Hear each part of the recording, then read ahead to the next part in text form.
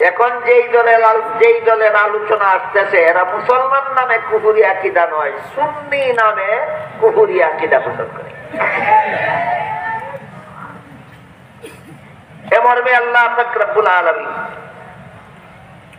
সূরা নামালের 65 নম্বর আয়াতে বলেন, কুল লা ইয়ালামু মান ফিস সামাওয়াতি ওয়াল আরদিল গায়বা ইল্লাল্লাহ। হে রাসূল করিম সাল্লাল্লাহু আলাইহি ওয়াসাল্লাম, আপনি বলে দিন, গতকাল বলেছি আসমান জমিনের কোন বাসিন্দাই গায়েব জানে না একমাত্র আল্লাহ ছাড়া।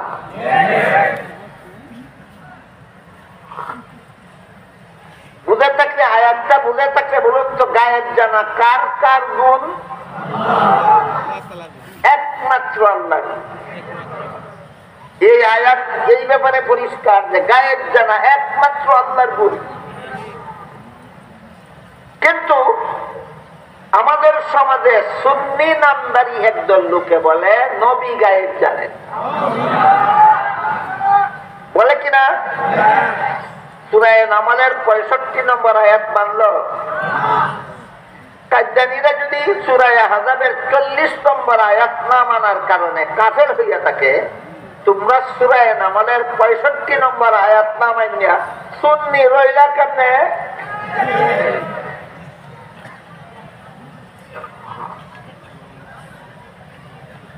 এই আয়াতের ব্যাখ্যায় আহলে সুন্নাত ওয়াল জামাতের আকীদার কিতাবে লেখা আছে।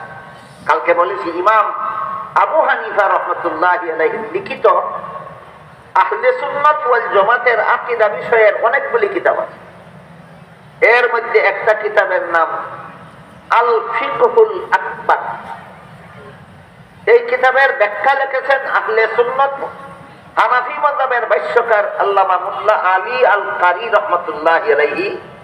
ব্যাখ্যা গ্রন্থের নাম শারহুল ফিকহিল আকবার।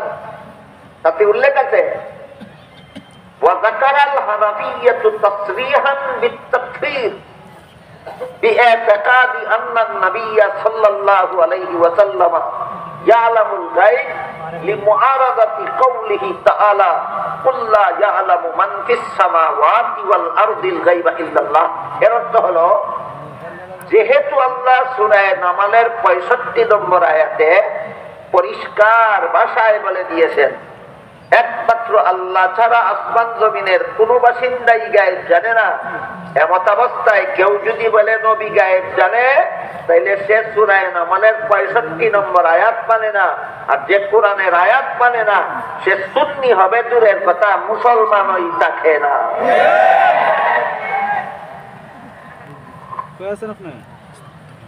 যে কোরআনের আয়াত মানে না সে সুন্নি হবে দূরের কথা, মুসলমানই।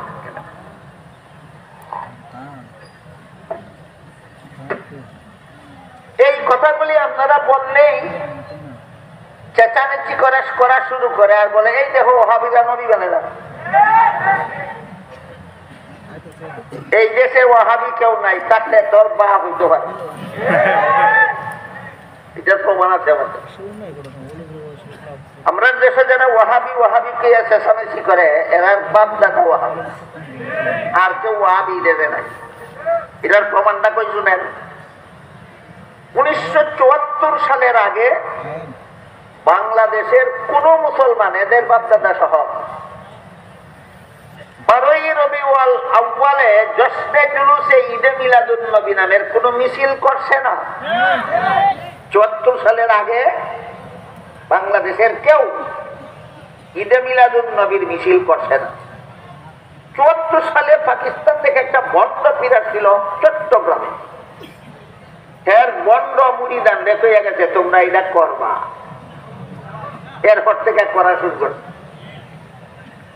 আপনারা যারা ঈদে মিলাদুন নবীর মিছিল করেন না, আপনারা কয় ওয়াহাবি, আর যারা করে হেনারে কয় সুন্নি।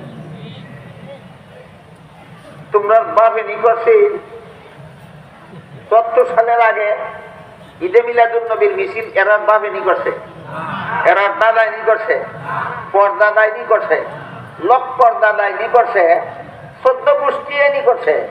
তোরা 14 গোষ্ঠী করছে না।